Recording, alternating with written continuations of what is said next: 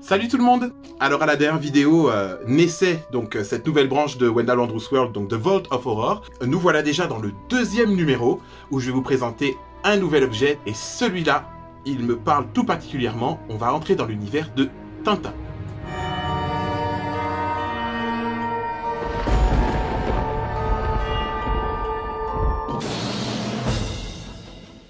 Je vous parlais de Tintin, qui est un personnage que j'aime beaucoup. C'est une pièce qui fait partie de mon enfance. J'aimais les BD, j'aimais le dessin animé, j'ai aimé les films parce qu'il y a des longs métrages qui ont été faits en live action et aussi en dessin animé. C'est vraiment une grosse partie de mon enfance, j'adore. Mais il y a un album que j'aimais tout particulièrement, donc ce sont celui qui traitait des 7 boules de cristal avec donc Raskar Kapak et sa malédiction. Et je ne pouvais pas ne pas réaliser Raskar Kapak.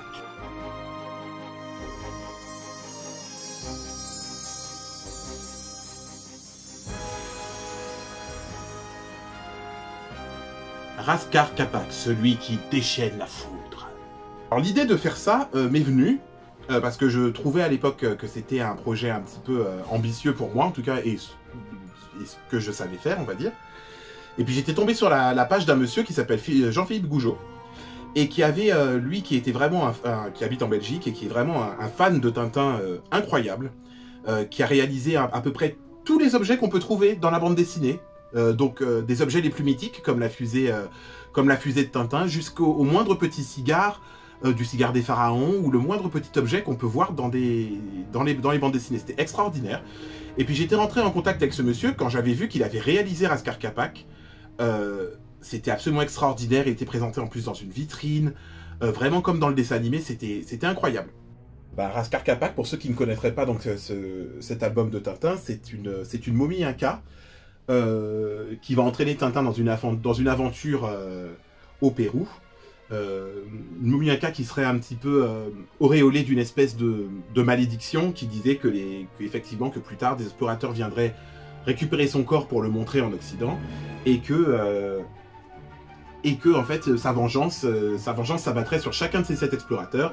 Et il se trouve que Tintin se trouve mêlé à tout ça parce qu'un des explorateurs est un ami du capitaine Haddock. Donc forcément Tintin décide d'aller l'aider, surtout quand dans la foulée le professeur Tournesol disparaît aussi parce qu'il a osé porter les bracelets de la momie. Donc voilà, moi je me suis dit je veux mon Raskar Kapak. Alors je me suis dit comment le faire. À l'époque j'avoue que le plastirope tout ça je ne connaissais pas du tout. Alors je me suis dit, je vais essayer au papier mâché. On va voir ce que ça va donner. Étant donné que c'est une momie au niveau de son corps, et puis j'avais pas eu aussi non plus l'idée tout de suite d'utiliser éventuellement un squelette, parce que de cette taille-là, c'était un peu compliqué à trouver. Donc j'ai fabricoté une sorte de squelette en bois, pour le coup.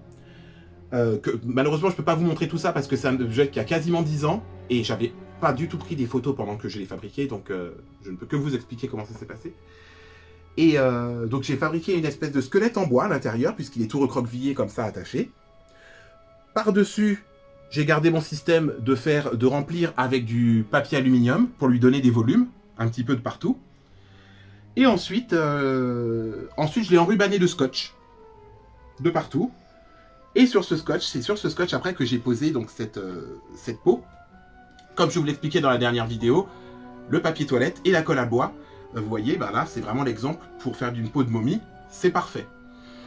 La tête a été fabriquée aussi de toutes pièces. J'ai pas utilisé une tête de squelette pour le coup pour celle-là. C'est quelque chose qui a été directement sculpté sur du papier aluminium.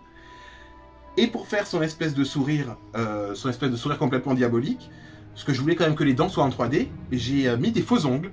J'ai acheté une boîte de faux ongles et en fait je les ai rangés par taille. Et je les ai tout simplement peints en blanc un petit peu ancien comme ça, pour pouvoir donner cet effet de dents. Voilà. Après, il porte juste un petit pagne où j'ai pris, je ne sais plus exactement comment est-ce qu'on appelle ce genre de tissu là, en sac, en gros, en sac comme ça. J'ai acheté des plumes parce que c'est un inca, donc forcément, j'ai acheté des grands boas comme ça pour faire sa coiffe. Et puis tous ces bijoux inca, donc ces 12 boucles d'oreilles, ces bijoux et ça, c'est fait avec du tapis de gym. Du tapis de gym que j'ai collé, thermoformé et que j'ai peint en doré, tout simplement.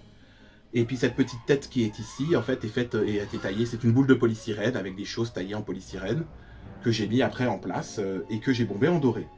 Et après, j'avais plus qu'à trouver diverses plumes et diverses choses pour orner donc, sa couronne. Et puis j'ai mis la perruque la plus cramée que j'ai pu trouver dans mes affaires. Et pour lui mettre tout ça. Et puis voilà le résultat. Et on a aussi un petit bonus que j'avais fait aussi. Pour ceux qui le reconnaîtront ou pas, c'est le Fetisharumbaya, donc qui est tiré de l'album de Tintin L'Oreille Cassée. C'était dans les premières fois que j'utilisais le Plastirock. Donc je le tiens parce que du coup il est un peu vieux, il est un peu fragile, il est un petit peu pété de partout, il faut que je le répare.